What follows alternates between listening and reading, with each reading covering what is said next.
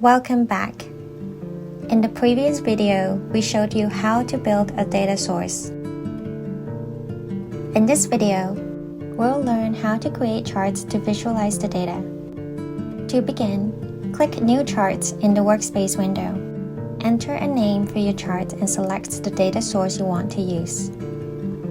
A new tab opens for editing your charts. The left pane contains all the fields in the data source that can be used for the charts. In the middle pane, you can choose from over 20 chart types depending on what best suits your data. For this example, we use the default vertical bar charts. Simply drag the fields you need from the left pane onto the corresponding shelves in the metric pane to build the charts. The chart immediately appears at the bottom. You can use controls on this toolbar to manipulate your chart's data.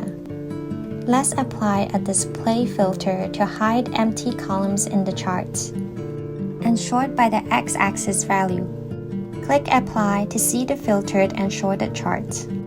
We can also perform various actions using the fields in the metric pane. Just click the down arrow in the field box. From here, you can apply an aggregation. For instance, let's change this to count. You can also set an alias to give the field a more readable name. Click Save, and that's how you create a basic chart. Another feature is the ability to group data into ranges without creating extra calculated fields. Let's use another chart to demonstrate. Here we have an area chart with many individual values on the x-axis. Click the down arrow in the field box, select Range, then Add Range.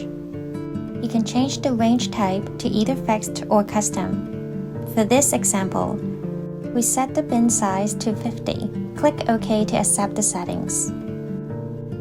As you can see, the data is now rearranged into bins with a bin size of 50. This can be useful for your data analysis. To further customize your chart's appearance, use the Properties pane on the right. Options are organized into subtabs for easy access. For example, on the General tab, we can change the chart's title. On the Data tab, let's remove the thousand separator on the y-axis. And finally, let's use the Assistant Line tab to add a trend line. And now our chart is complete.